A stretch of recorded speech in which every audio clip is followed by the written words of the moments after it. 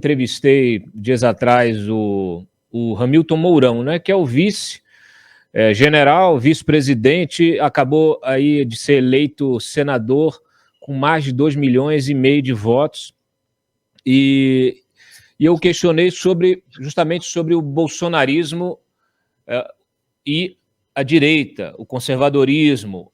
Que eleitor é esse, né, que elegeu esse Senado, né, que elegeu o Moro, que elegeu várias outras figuras aí, que deu uma das maiores votações do país a Carla Zambelli, que deu a maior votação a um deputado federal, aquele vereador Nicolas Ferreira, lá em Minas.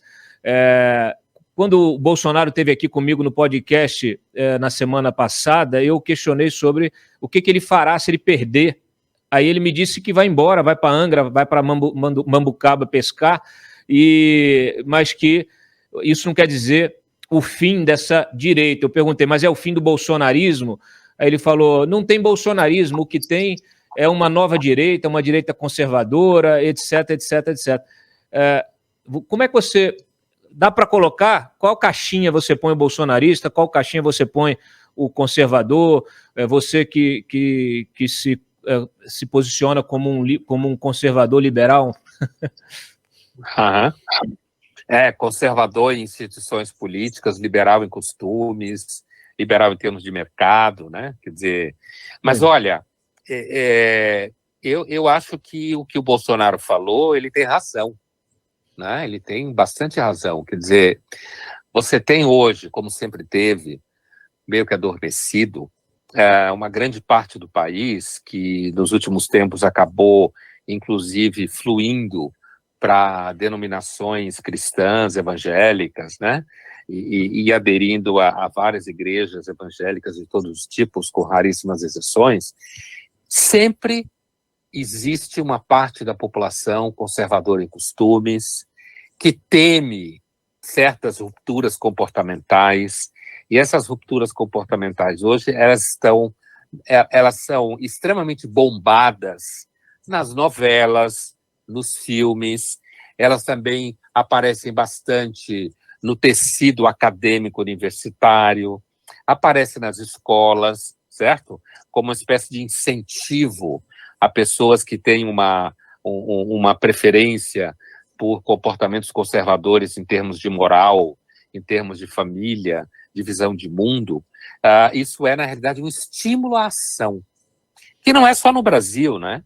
Eu estava recentemente, durante a eleição na Itália, e conversei com vários eleitores da Giorgia Meloni durante a eleição, nas 2 semanas anteriores à eleição. Quer dizer, inclusive não comparam a Giorgia Meloni ao Bolsonaro, acham que a Giorgia Meloni é infinitamente mais sofisticada. De fato, ela tem um comportamento público bastante mais sofisticado do que a figura específica do Bolsonaro, mas assim, existe pessoas que discordam dessa pauta de costumes que está muito vinculada a uma certa pós-modernidade. E essas pessoas ganharam voz porque as redes sociais dão voz para todo mundo. Então, isso acabou produzindo mútuo reconhecimento, acabou produzindo organização em termos de financiamento, organização institucional em que, no caso, o movimento evangélico no Brasil acabou se transformando numa espécie assim, de espaço para que muito dessa tendência aparecesse e tomasse corpo, né? Em oposição, inclusive, a uma igreja católica que já há algum tempo, do ponto de vista teológico, tem se alinhado à esquerda, já há algumas décadas na América Latina e no Brasil. Então, assim, me parece que quando o Bolsonaro diz que mesmo que ele vá pescar, não sei aonde, se ele perder a eleição, e que não há bolsonarismo, o que há é uma nova direita, não há dúvida que o bolsonarismo é uma marca que ficou vinculada à ideia de uma certa truculência, né, de uma linguagem muitas vezes vulgar, de um tratamento agressivo com relação a mulheres, né, a posições, às vezes, que são posições que dá a impressão que falta educação doméstica.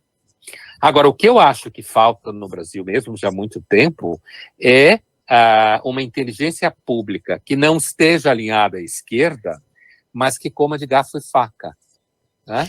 que inclusive, saiba se comportar à mesa, saiba se comportar no espaço público, que tenha um repertório acima da semântica miserável das redes sociais.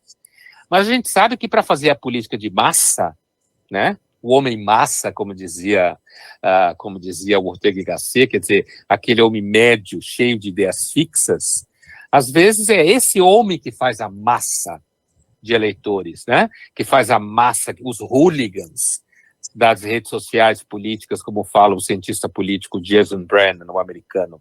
Então, assim, agora eu acho que essa nova direita que está aí, que ganhou massa, que ganhou número, que está gerando medo em muita gente, à esquerda, ou mesmo não só à esquerda, essa direita, que está identificada agora com o nome bolsonarismo, ela poderá se colar em outras figuras, né, no futuro.